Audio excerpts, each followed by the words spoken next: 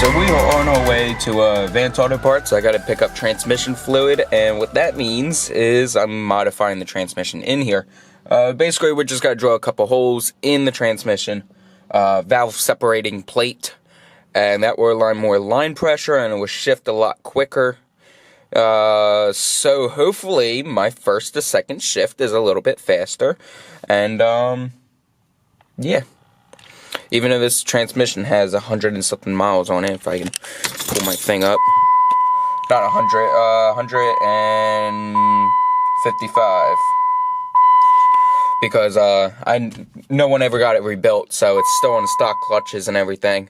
But we're gonna see how it goes, and we're definitely gonna have some fun with this car this summer. I'm not wasting any more time with it.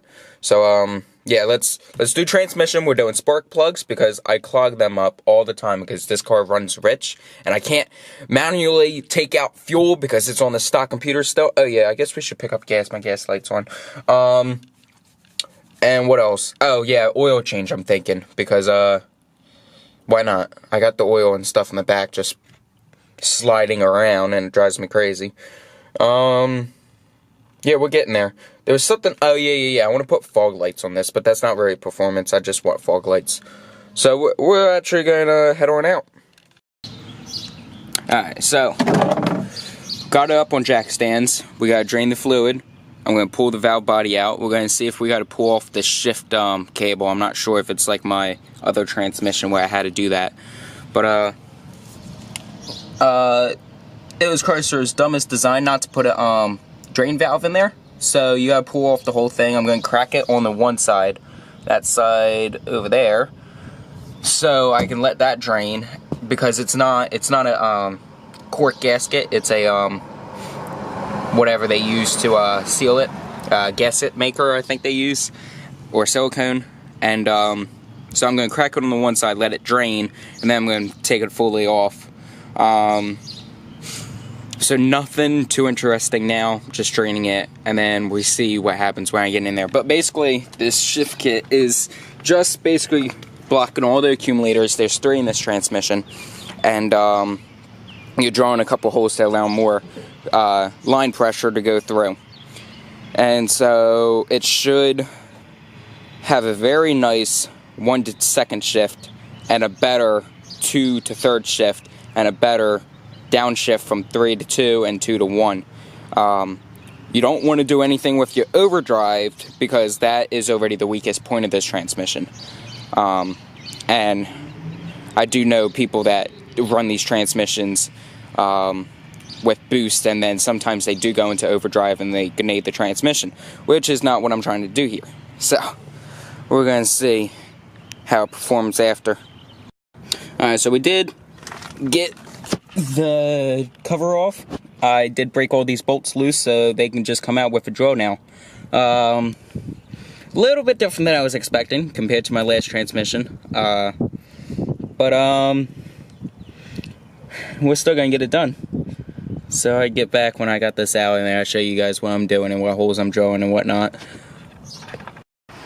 Alright, so it's been 2 hours since last time I was here, and basically there's an electrical connection down there that protrudes through the transmission case. I guess it's for a torque converter lockup.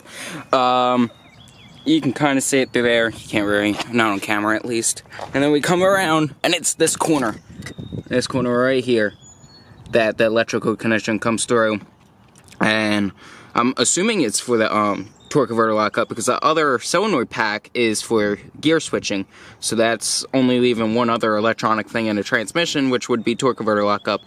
So that's the issue that I'm having right now. I can't get this valve body out because that's stuck or something, and I'm afraid to pull too hard because I don't know if it's going to catch on something else. I'm not totally sure about the parking rod. I do know you had to do something with that. But 2 hours. Alright, so we made some progress. It is down a little bit more. And I found the reason. So the first reason would be the electrical connection that I was showing you guys earlier was stuck. And this is rusted over, so it has a hard time going through that hole. So you have to pound on it to get it through, but you want to make sure the electrical connection is already through before you start pounding on this, or else you're going to snap that electrical connection off. Next thing would be parking rod. So this thing has to be rotated one more click after your low gear in this, and then your parking rod goes into the springs and it contracts from the diff or whatever, and then the accumulators are on this side that I was just showing you. And these things, you can actually take the springs out right now because it's down low enough. If you guys want to take these out so they don't come flying out. And this always goes in backwards. So they go, whoops. I already put the blocker rods in there because I wasn't sure how this was coming out. But I wasn't giving up on this, so that's why they were out. So that's the back one. They're both the same, theoretically, just a different spring in there. Oh, great. This one doesn't want to come out. Because the spring's a little bit different. Oh, there we go. Got the springs out. And there's the accumulator shell. So, if you ever wanted to do that, you can actually just leave the valve body, theoretically, still in there. So I'm going to pound that out. And then I'm going to take that off, and then we're going to finish up with the mods. I got it out. There it is. There it is. It's out. Now I got to start taking it apart. I'm not sure where this goes. Whoops.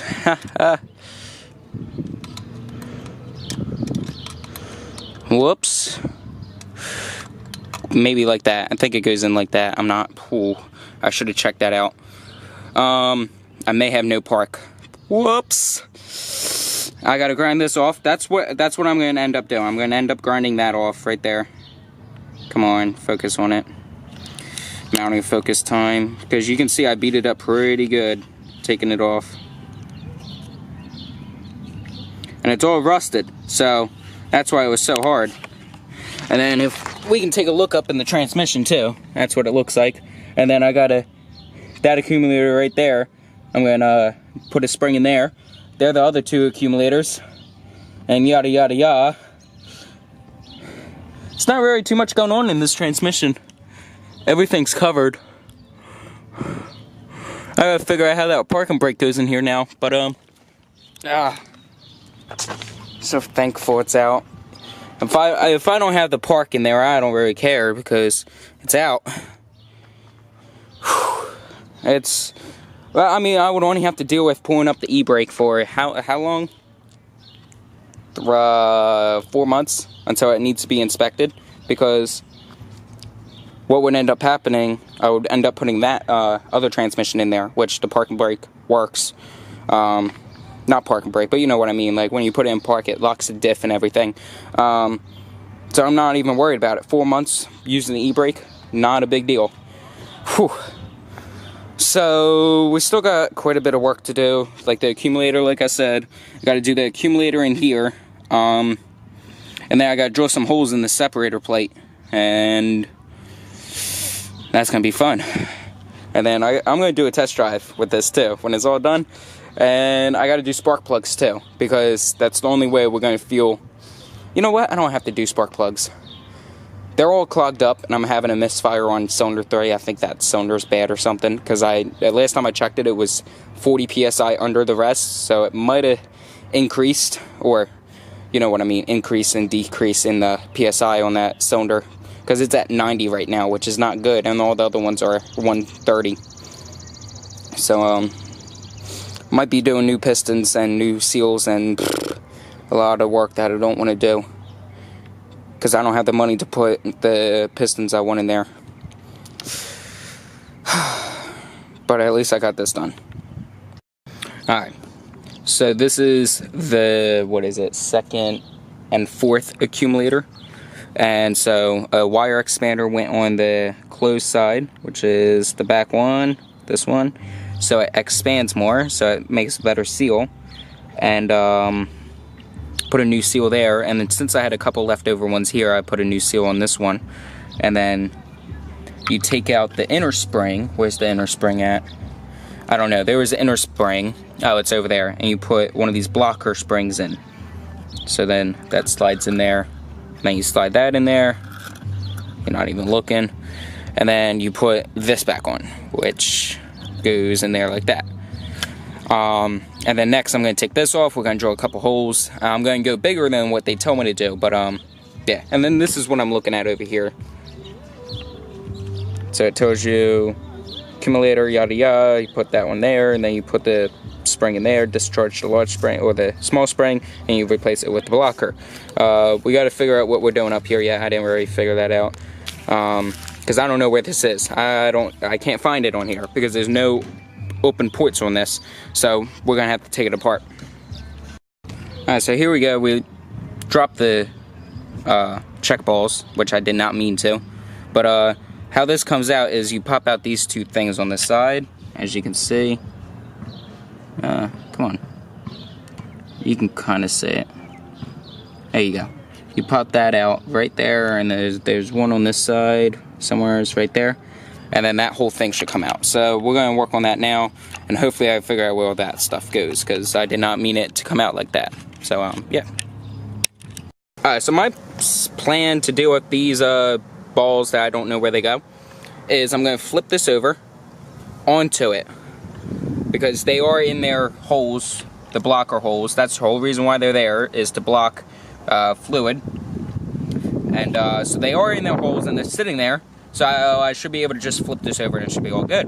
So that's what we're going to do. And then we can take off the separator plate and call it. Alright, so flipping it does not work, but if we take a look at it, you can see where they all go. And then I don't have to install the one next to there, because there's no bathtub, as they would call it. And then that one goes there right above that port, because if you look there, actually let me get closer. If you look there, the screw hole is right there, and then the ball goes right on top of it, which is the same here. Because what it's supposed to do is block pressure when it doesn't want pressure there, and then allow pressure to go through when it wants pressure, depending on how it is. So next we're going to start drilling holes in the separator plate, and we're going to have to do the accumulator on the transmission, and then after that we're going to install the valve body back, and then hopefully get a test drive in tonight. So if we look here, you can see it's going to be that hole, that hole, that hole, and then that hole. I marked them out too. And we went to gold on that one because that's hole C, and hole C says shorter high throttle 1 to 2nd shift. Boom. So that's what we did. And hopefully, we're going to see. That's a size bigger, so it's 3/30 seconds instead of being if we go over here, it says it. So it's, hold on, great, I'm like right on top. Instead of it being a 5/64, it's a 3/30 seconds is what I ended up using on it. So that's going to be a fun hole. I don't know what these other ones do, so I just drilled them. D is a little bit bigger than it says, but these two are where it's said to be. So we're going to see how everything works out, and we're going to start putting this back together, and then we're going to work on the last accumulator, which I need my snap ring pliers for. And I got them right over there, but yeah. And so I'm going to put brand new transmission fluid in here, and we're going to have fun.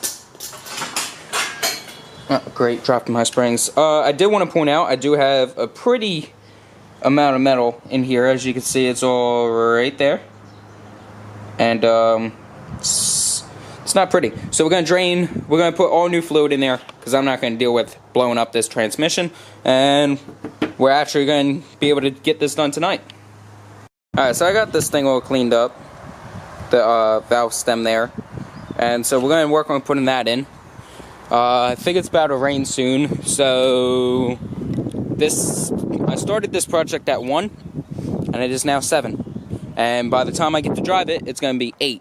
So we're going to have to hurry and get this in there. I'm not going to record any of that because if you guys, it's just me popping in the valve body again. I'm literally going to go tap, tap, tap, put the accumulators in, which are right there, and then tap, tap, tap, and then I'm going to bolt it up, and we're going to drive off. So, next video will be test drive. I was not able to get done. Started pouring rain, as we are right now. I got all my tools in here right now. And we're going to get started tomorrow. What happened was, when it started to rain, I wanted to put it in park so I could pull up the windows, turn the key, or actually no, what happened, I started hooking up the key, the battery, and the relay was going off. That means my key is engaged. So what I started doing was putting it, or taking the key out so I could start or hook up the battery. And what happened with that was the parking lever is in the wrong spot, so it's not allowing me to shift the thing forward. So I got to pull off the pan again, drop the valve body just a little bit this time, not as much, and yeah. So it's not that bad, but my windows are down, which I'm kind of pissed about. So yeah. So it's still raining out, but I got a dinner to go to today in 3 hours actually. So we're going to grind it out. Got to drop the pan, got to rotate the parking rod. We're going to take out just tools because it's still raining out. So I'm just going to take out the 10mm wrench I need, and then drop the pan again, put new gasket maker on there, and rotate the rod, drop the valve body just a little bit, enough to rotate the rod, and then rotate it, and then put it all back together. And then we can put ATF in there. So not that much work, and it already came off once, so that means the second time it should come off even easier, especially since it went in a lot easier. So yeah, that's the plan today. So he's going to move that Jeep right now. He doesn't trust what I did with the transmission, so I gotta wait for him to move that Jeep, and then we're gonna get the first start up and then see how much it bangs into reverse. So he's moving it probably on the other side, as you see.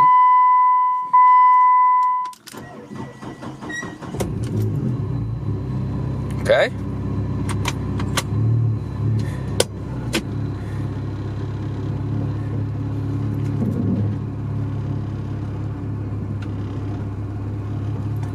Okay.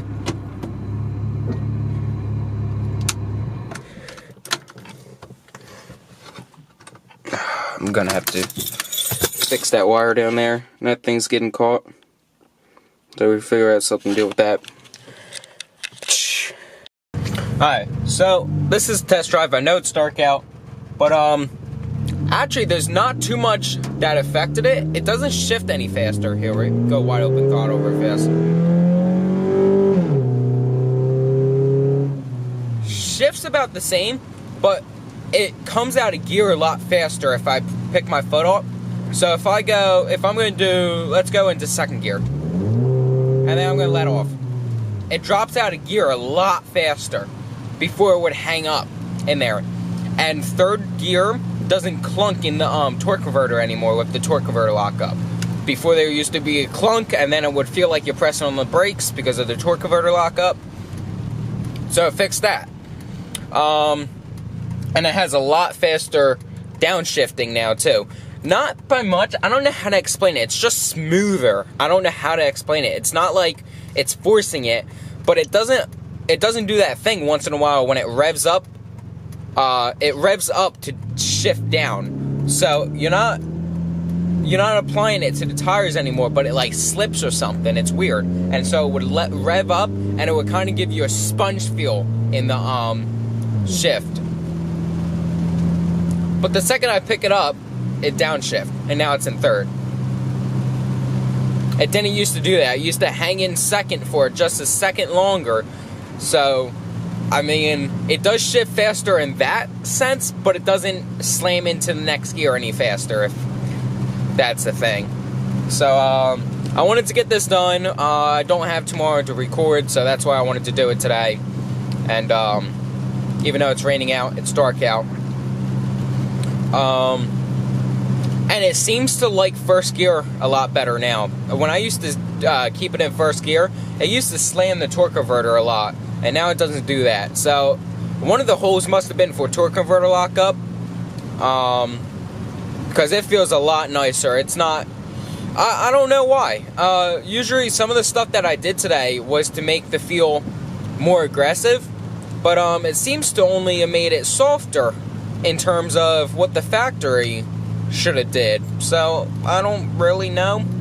It is called a shift correction kit, so not a shift actual kit.